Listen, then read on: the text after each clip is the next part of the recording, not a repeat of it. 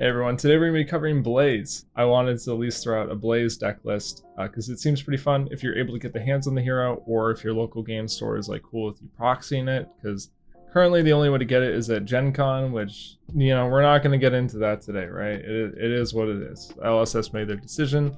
My hope, of course, personally, is that this is eventually available like in the strike decks. I don't know if those are yet, but that's my hope, is that skirmish season being lined up with strike decks means that this will be accessible. At least take a look at the hero, right? So she's op focused. When you opt, you're going to put counters on her, and then you cash in the counters and you get basically Storm Striders, which is really cool. Very powerful, honestly. I'm pretty surprised that they went with this direction for Blitz, but you know, James White said in a recent interview they're treating Blitz a little bit more like a casual social format. So, you know, it doesn't sound like we have to worry about Blitz at Worlds, so maybe we don't have to care about if Blaze is broken or not. Op matters, right? We're back on talismanic lands, baby. So if you're from the old school days, before Ragamuffins, before I figured out all this, you know, we're back, right? This just lets you opt, which sometimes is like a niche case, right? With something like Kindle. We're now on Kindle. You can, you know, opt for your Kindle draw, something like that. But, you know, it just lets you basically off the rip only need to opt once before you can activate her. So depending on what's even in your opening hand, you can activate her as early as turn 1. We're on Spellfire Cloak because we're not really going super long. There's maybe an argument for Tunic, but it's Blitz. I think we'd rather have Spellfire Cloak. We're on nodes, right? Because we need to pay into some of these effects. We're running Wildfire, because Wildfire apparently was only suspended because of Kano. So we got Wildfire back. We also apparently have Forked Lightning back. So for anyone who has the memory of playing against this card, this is also back. My second ever armory was Ethnic Smoke's first armory, and I didn't know how Kano won because I was looking at deck lists and I didn't really understand what all the win cons were, but I knew enough about Flesh and Blood that I was like, okay, I get how all these decks work. They like deal a bunch of damage and like they have big attacks, stuff like that. And I was looking at all the decks and I was looking at the Kano deck list and I was like, well, how does this deck beat anything? And it was his first armory, my second armory, and I attacked him for 1 when he was at 1 with a Kadachi, and he dealt like he did the combo, right? He did like 14 with the Forked Lightning, and then I was like, my brain exploded and I was like, oh, that's how it does this, right? So, you know, for anyone back in those days, you know, we're so back. And we got Waning Moon because Crucible did leave, which means that in some senses the combos get worse, but in some senses it's like even crazier, right? Because like we're always playing on the opponent's turn with Blaze, so like Waning Moon is just always online, right? We're trying to basically play Wildfire combo, but we also have Forked Lightning combo, but there's some opportunity to be a little bit slower in this deck, so we got some Spindles, right, for opting, and we also have like Sonic Booms, which are really powerful on your opponent's turn, but they also work fine on yours, and we also have for 4 Boding Bolts. We got some play on your turn, right? This works pretty well with Waning Moon, so you can just play this in Waning Moon, you get your opt. You know, it's an opt 1, so with Talismanic Lens, you're already you know, set for Blaze's ability. You still have your normal Kano lines, right? Like you have your Wildfires. We're running Chain Lightning because we don't have something like Blazing Aether, so we kind of have to find a way to extend our amount of spells, right, if we're going to do Wildfire. So ideally you would play like Wildfire with Blaze's ability, and then Striders in, maybe another spell, and then play a Chain Lightning. So hopefully you can go like 3 spells wide on your turn, right? Like the ideal scenario is you go like Wildfire, Aether Flare, doesn't matter if you use Blaze or Boots, right? Whatever order.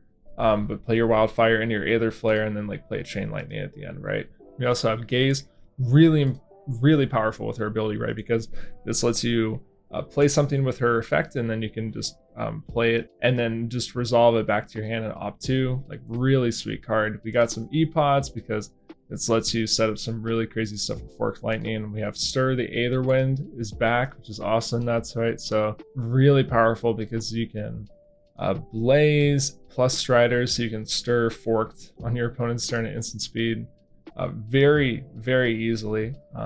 And then we've got some weird utility blues, right? Like Reverberate's good because it lets you go a little bit wider, right? So if you're in a pinch, but you still want to pop off your Aether Wildfire combo, there's a chance that this lets you play an extra spell, which is relevant.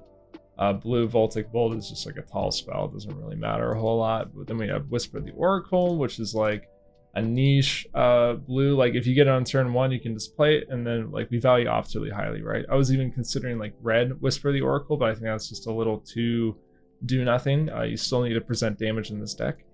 But actually in terms of like quick, you know, clean ways to get free Blaze activations. We have Cindering Foresight, really powerful, right? Just lets you instantly get an op 3 and basically turns itself into like a Metacarpus node trigger. Kindle is incredibly powerful in this deck because let's say you got 4 cards, all you have to do is like activate Blaze, pitch to play it, maybe activate your Waning Moon, and then all of a sudden you can play Kindle from hand, and like you just get to draw the card and then resolve everything. So Kindle is like honestly very easy to play in this deck, and with things like Wildfire and Forked Lightning and Aether Flare, like you want to play stuff like that. And we're also on Emeritus Scolding as well, because this is really powerful at instant speed on your opponent's turn, right? Like if you just have Blaze open and you have like Spellfire Cloak and a blue, like you can go all the way down to 2 cards. Maybe your opponent like maybe you block with 2 cards, so your opponent really overextends into you because they don't think you're gonna combo or do anything, and then all of a sudden with the blue, like you just like activate Blaze and like send 9, right? You go 6 into 3 with your Spellfire Cloak, like that's crazy. That's half your opponent's life total in Blitz, like at instant speed down on 2 cards. Like this deck can just absolutely output so much damage, right? You have like raw damage here, you got combo potential here, you got stacking, like setup potential here. You have like tempo plays here. Like this deck seems crazy to me. So this is gonna be definitely a cool deck for you to try out.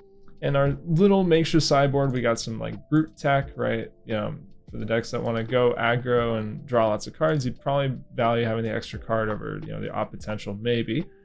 We got this for the mirror, potentially. Yeah, I don't really know what the Blaze mirror is going to be like because there's only 1 deck, so maybe this is irrelevant. But you may want this into something like Vinset, like a more grindy deck that presents arcane damage, and maybe this if there's like fatigue Yojis or whatever. I don't know what Blitz is like these days. I'm kind of out of the loop. But we got Fates and Absorbent Aethers. Absorbent Aether is actually completely playable because you can pitch on your turn.